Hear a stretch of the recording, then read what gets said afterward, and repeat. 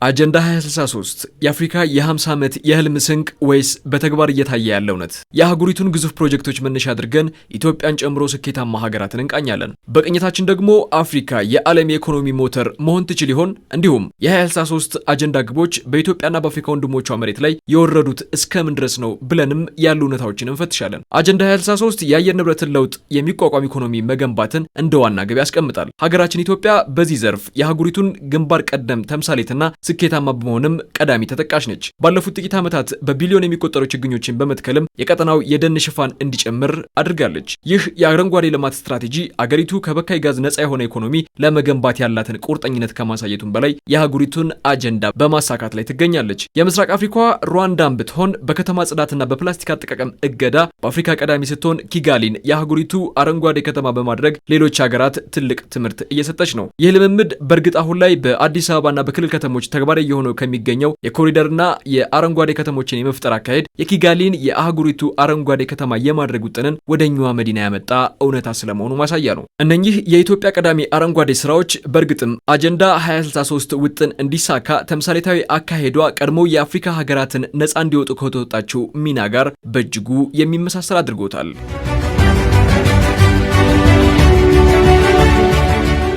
በአረንጓዴ ኢነርጂ መስክም ቢሆን አፍሪካ የታዳሽ ኃይል ማዕከል የመሆን ግብን ይዛለች። በዚህ አውድ ደግሞ የኛዋ ኢትዮጵያ በታላቁ የኢትዮጵያ ህዳሴ ግድብ በነፋስ ኃይል ማመንጫዎች በተለይ እንደ አሸጎዳ፣ አዳማና እንዲሁም በቅርቡ እንደተመረቀው አይሻ 2 ያሉ አማራጭ አማካኝነትን 90 በመቶ የሚሆነውን ኃይል ከታዳሽ ኃይል ምንጭነት በማመንጨት በአፍሪካ የአረንጓዴ ኃይል ባንክ እየሆነች የአጀንዳ 2063 ውጥንንም በተግባር እያሳካች ነው። ሞሮኮም ብትሆን በዓለም ትልቁን የፀሐይ ኃይል ማመንጫ በመገንባት በፀሐይ ኃይል አጠቃቀም አፍሪካን ትመራለች። ከምድር ውስጥ ትነት ወይም እንፋሎት የሚገኘውን የጂኦተርማል የኃይል አማራጭ በማመንጨት ረገድም ጎረቤት ኬንያ ከፍተኛ ውጤት አስመዝግባለች። እነኚህ ስኬቶች ታዲያ ከታላቁ የኢትዮጵያ ህዳሴ ግድብ ላይ ከታየው ቁርጠኝነትና ተምሳሌታዊ ልምምድ የተቀዱ ናቸው። በዚህም ኢትዮጵያ በቀደመው የቅኝ ግዛት ዘመን አፍሪካውያን ነጻነታቸውን እንዲያገኙ ምሳሌ እንደሆነችው ሁሉ አጀንዳ 2063 እንዲሳካ በማድረግም ያንኑ ተምሳሌትነት አስቀጥላለች።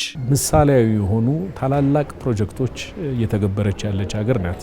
ለአብነት በዚሁ ዓመት የታላቁ የህዳሴ ግድብ መመረቅ ሌሎች አፍሪካ ሀገራት የሚያጋጥሙ የልማት ተግዳሮቶችን በጽናት በመቆም ማሸነፍ እንደሚቻል ተምሳሌታዊ የሆነ ስራ ነው። ታላቁ ህዳሴ ግድብ ከቅርብ ጊዜ ወዲህ በአረንጓዴ አሻራ የሚሰሩ ስራዎች፣ በከተማ ለውጥ እድገት እየተሰሩ ያሉ ስራዎች፣ የከተማ ልማት ስራዎች ሁሉ በራስ አቅም አፍሪካ ውስጥ ለውጥ ማምጣት ይቻላል የሚለውን ቁልፍ መልእክት ለማስተላለፍ የሚበቁ ታላላቅ ስራዎች ናቸው። ሌላው ዘላቂ መሰረተ ልማት በማስፋፋት አህጉራዊ ትስስርን ወይም ኢንቴግሬሽንን ማጠናከር የሚለው የአጀንዳ 2063 ግቦች መካከል ተጠቃሹ ነው። ከዚህ አንጻር ኢትዮጵያ በተለይም የኢትዮ ጅቡቲ የምድር ባቡርና አህጉራዊ የአየር መንገድ ትስስርን በማስፋፋት አህጉራዊ ትስስርን በተግባር ከቀረጹ አገራት መካከል ቀዳሚ ሆናለች። የአፍሪካ ነጻ የንግድ ቀጣና እቅድም ስኬታማ እንዲሆን ኢትዮጵያ በባቡርም ሆነ በአየር መንገዱ አማካኝነት አህጉራዊ የመገናኛ ሀብ በማድረግ የአጀንዳ 2063 ሁለተኛው የሆነውን ግብ ኢንቴግሬሽንን በመተግበር ቀዳሚ ሆናለች። ግብጽና ደቡብ አፍሪካን ቢሆኑ በፈጣን የባቡር ትስስር ረገድ ትልቅ ርቀት ተጉዘዋል። መሰል ስራዎች ደግሞ አህጉራዊ የኢኮኖሚ ትስስርን በእጅጉ እያጠናከረ መጥቷል። ታንዛኒያ ውስጥም ኡጋንዳ ውስጥም ቡሩንዲ ውስጥም አንድ ማህበረሰብ አለ። ያ አንድ ማህበረሰብ በምን ይተሳሰራል ካልክ በመሰረተ ልማት፣ ለምሳሌ በመንገድ የምንታሳስሩት መንገድ። ሁለተኛው ኢነርጂ፣ ከኛ ከህዳሴ የምናገኘው ትሩፋት አለን። ከሱ ከህዳሴ ከሚገኘው የኤሌክትሪክ ኃይል ለኬንያን ወንድሞቻችን፣ ለሱዳኖች፣ በተመሳሳይ ለጅቡቲዎች የሚሰጠው ነገር እሱ ያስተሳስረናል፣ አልፎም እስከ ታንዛኒያ ድረስ የሚሄደው። ሁለተኛው በባቡር፣ ይሄ የባቡር ትስስሩ በጣም ከፍተኛ የሆነ መሰረተ ልማት ያደርግናል፣ ሌሎችን አገሮች ጋር ካለው ጋር ያቀራርበናል። ኢትዮጵያ አየር መንገድ መዳረሻዎች አሏቸው እነዚህ ሀገሮች ላይ። ኢትዮጵያ አየር መንገድ እነዚህን የኢትዮጵያን ሰንደቅ ዓላማ ይዞ ይዞራል። ኢትዮጵያ ማንነትን በየሄደበት ሁሉ ይገልጻል። እነዚህ ነገራቶች ያስተሳስራል፣ አብሮ እንዲዋሃዱ በኢኮኖሚው እሱን ያደርጋል።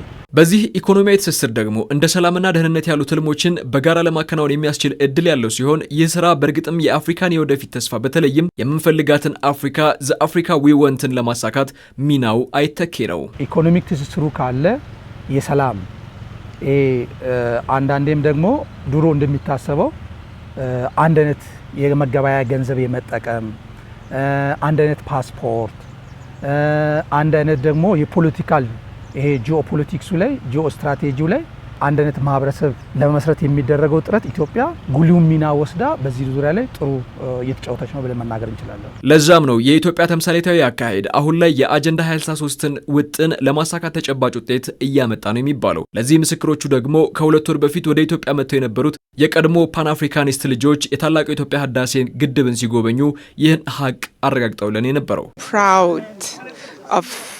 Ethiopia and Ethiopians በኢትዮጵያና በኢትዮጵያውያን ሁሌም እኮራለሁ። ምክንያቱም በአፍሪካ ውስጥ የሚገኝ ማንኛውም ግዙፍ ፕሮጀክት ለኛው ለአፍሪካውያን የሚሆን ፕሮጀክት በመሆኑ ለዚያም ነው ታላቁ የኢትዮጵያ ህዳሴ ግድብ ሲገነባ ሁሉም ኢትዮጵያዊ ማዋጣቱን ስሰማ በእጅጉ ተደሰትኩ። ለዛም ነው በራስ አቅም ምንም ነገር ለማድረግና ለማከናወን ቁርጠኝነት ካለ ማድረግ እንደሚቻል ያሳዩን። So that shows self-reliance and determination. Major projects, economic projects connect ግዙፍ ኢኮኖሚያዊ ጠቀሜታ ያላቸው ፕሮጀክቶች በርካታ የአፍሪካ ሀገራትን ያስተሳስራሉ። ይህ ፕሮጀክትም ድህነትን ለመዋጋት፣ ደህንነትን ለማረጋገጥ፣ ሽብርተኝነትን ለመዋጋት፣ የውጭ ጣልቃ ገብነትንም ለማስቀረት ይረዳል። ምክንያቱም ሀገራት እንዲህ ካሉ ግዙፍ ፕሮጀክቶች ተጠቃሚ እንደሚሆኑ ሲያስቡና ሲረዱ በጋራ ለመቆምና ለመተባበር ስለሚችሉ የየትኛውም ኃይል አይከፋፍላቸውም። በጋራም ድህነትን ለማሸነፍ ያስችላቸዋል። ያሉባቸውን ትናንሽ ችግሮችም ለመፍታትና በጋራ ለመቆም እድል ያገኛሉ።